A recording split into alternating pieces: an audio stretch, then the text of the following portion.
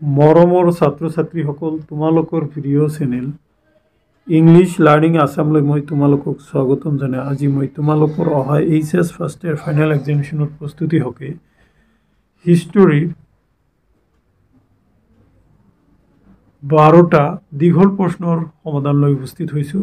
আজিৰ এই ভিডিঅ'ত মই তোমালোকৰ অহা পৰীক্ষাত 4 বা 6 মূল্যাংকৰ 12টা দীঘল প্ৰশ্নৰ আলোচনা কৰিম, যিখিনি তোমালোকৰ অহা পৰীক্ষাৰ কাৰণে খুবেই দৰকাৰী। বলাচোন পোনপ্ৰথমতে মই তোমালোকৰ আগত দীঘল প্ৰশ্নসমূহ মাতি যাওঁ, তাৰপিছত আনসাৰখিনি দেখাই যাম। এইখিনিতে আৰু এটা কথা মই তোমালোকক জনাব খুজিছোঁ যে অহাকালি মই তোমালোকৰ কাৰণে 2 মূল্যাংকৰ প্ৰশ্নৰ এটা ভিডিঅ' হিষ্ট্ৰীৰ ওপৰত আলোচনা কৰিম। আৰু যিসকল মৰমৰ ছাত্ৰ ছাত্ৰীৰ ছ'চিয়লজি পৰীক্ষা আছে অহাকালি ৰাতিপুৱা তোমালোকে ভিডিঅ' এটা পাবা। গতিকে আজি আৰু সময় নহ'ল, তোমালোকক দিব নোৱাৰিলোঁ। বলাচোন মৰমৰ ছাত্ৰ ছাত্ৰীসকল পোনপ্ৰথমতে প্ৰথম প্ৰশ্নলৈ যাওঁ।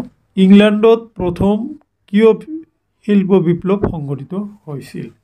দেখা, আন দেশত নহয়, ইংলেণ্ডত শিল্প বিপ্লৱ আৰম্ভ হোৱাৰ কিছুমান কাৰণসমূহ হ'ল, দেখা, নাম্বাৰ 1 খনিজ পদাৰ্থৰ প্ৰচুৰতা, নাম্বাৰ 2 তোমালোকে দেখা মূলধন, নাম্বাৰ 3 ইংৰাজসকলৰ ব্যৱসায়ৰ প্ৰতি আগ্ৰহ, ইংৰাজসকলৰ ব্যৱসায়ৰ প্ৰতি আগ্ৰহ। মই পইণ্টখিনি তোমালোকক আলোচনা কৰি দিছোঁ, মই আলোচনাখিনি তোমালোকক নকৰিলোঁ, তোমালোকে স্ক্ৰীনশ্বট মাৰি লৈ ঘৰত পঢ়িব পাৰা। দেখা, তাৰপিছত হ'ল উপযুক্ত জলবায়ু, সাহসী আৰু পৰিশ্ৰমী। এতিয়া মই তোমালোকৰ আগত নেক্সট প্ৰশ্নটো লৈ আহিছোঁ। মাৰ্টিন লুথাৰৰ সংস্কাৰবোৰৰ চমু বিৱৰণ দিয়া। দেখা, মাৰ্টিন লুথাৰৰ সংস্কাৰবোৰৰ চমু বিৱৰণ তোমালোকে চাই যোৱা প্ৰশ্নখিনি।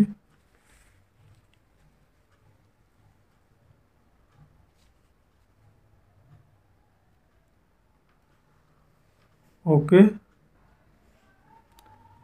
দেখা মাৰ্টিন লুথাৰৰ সংস্কাৰৰ কাৰ্যসূচীবিলাক।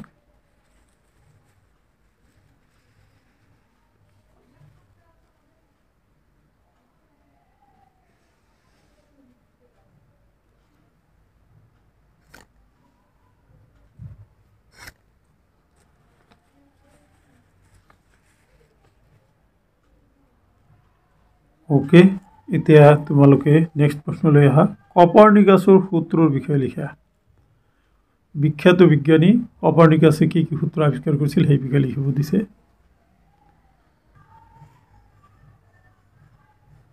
দেখা, তোমালোকে কপাৰ্নিকাছৰ সূত্ৰসমূহ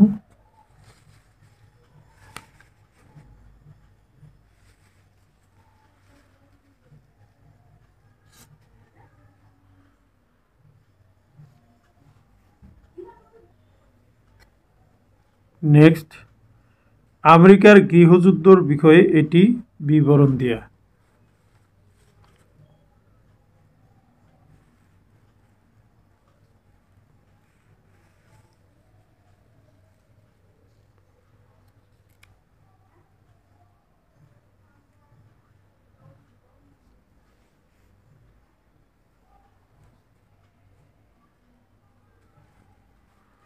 পইণ্ট 2টো চোৱা।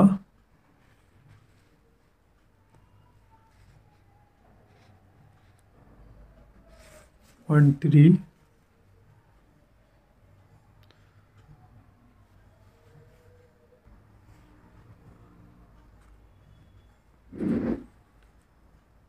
okay,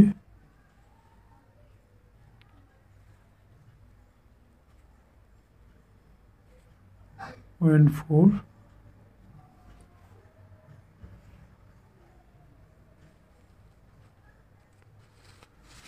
next প্ৰশ্নটা চোৱা। Okay,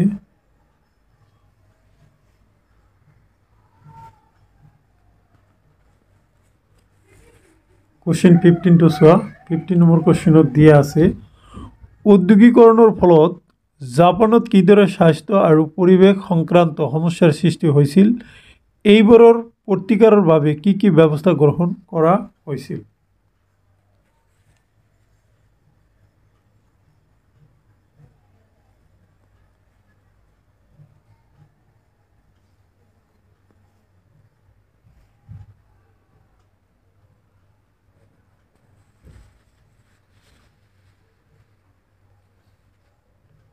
Okay.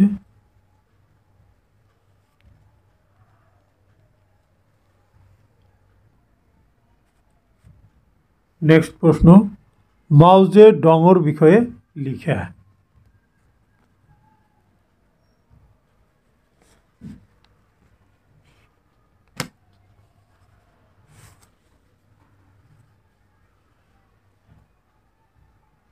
নেক্সট প্ৰশ্নলৈ আহা ইয়াতে দিয়া হৈছে নাইটো সকলৰ বিষয়ে চমুকৈ লিখা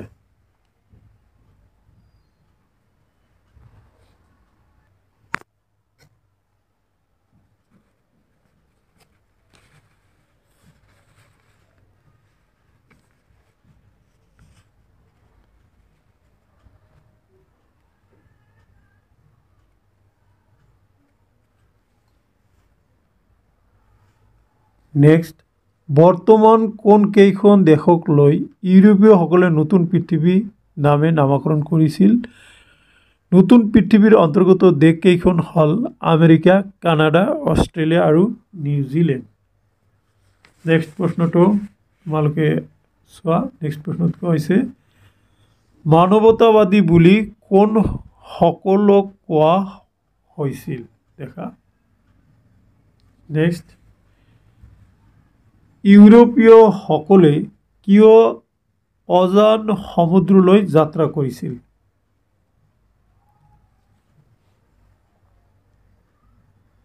উত্তৰ ইউৰোপীয়সকলৰ অজান সমুদ্ৰলৈ যাত্ৰা কৰাৰ কাৰণবোৰ হ'ল নাম্বাৰ 1 নতুন ঠাই আৱিষ্কাৰৰ জৰিয়তে সোণ আৰু ৰূপৰ খনিৰ সন্ধান কৰিব বিচাৰিছিল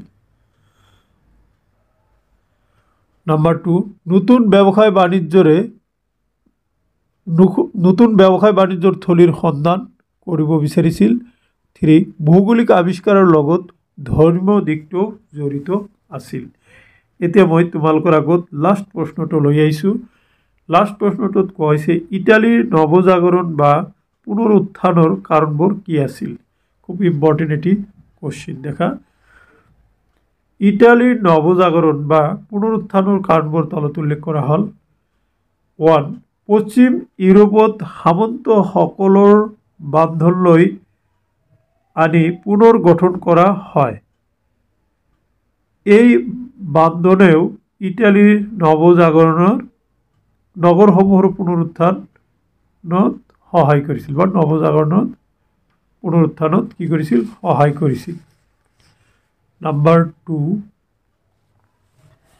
পূব ইউৰোপৰ বাইজান্টাইন সাম্ৰাজ্যক গীৰ্জাৰ অধীনলৈ অনা হৈছিল এই গীৰ্জাসমূহেও ইটালীৰ নগৰসমূহৰ পুনৰুত্থানত সহায় কৰিছিল 3 ইছলাম ধৰ্মৰ আবিৰ্ভাৱৰ ফলতো ইটালীৰ চহৰসমূহ পুনৰ একগোট হোৱাত সহায় কৰিছিল এতিয়া নেক্সট 4 নম্বৰৰ পইণ্ট লৈ আহা 4 নম্বৰত কোৱা হৈছে দ্বাদশ শতিকাৰ পৰা মোগলবিলাকে সিল্ক পথেদি চীনৰ লগত ব্যৱসায় আৰম্ভ কৰাৰ পৰা আৰু পশ্চিম ইউৰোপৰ দেশবিলাকৰ লগত ব্যৱসায় বাণিজ্যৰ লেনদেন বৃদ্ধি পোৱাৰ ফলত ইটালীৰ নগৰবিলাকো প্ৰাধান্য কৰিবলৈ লয় পিছলৈ এই নগৰবোৰ বিশাল সাম্ৰাজ্যৰ অধিকাৰী হয় নহয় স্বনিৰ্ভৰশীল নগৰ ৰাষ্ট্ৰ হৈ পৰিছিল সো মাই ডিয়াৰ ষ্টুডেণ্ট এইখিনি আছিলে আজিৰ এই দীঘল প্ৰশ্নৰ সমাধানৰ ভিডিঅ' আশা কৰিম এই 12টা দীঘল প্ৰশ্নই তোমালোকক অহা 17 তাৰিখৰ পৰীক্ষাত সহায় কৰিব অৱশেষত তোমালোকে ভালদৰে পঢ়া শুনা কৰা এই কামনাৰে আজিৰ ভিডিঅ' ইয়াতে সমাপ্ত কৰিছোঁ। Thank U.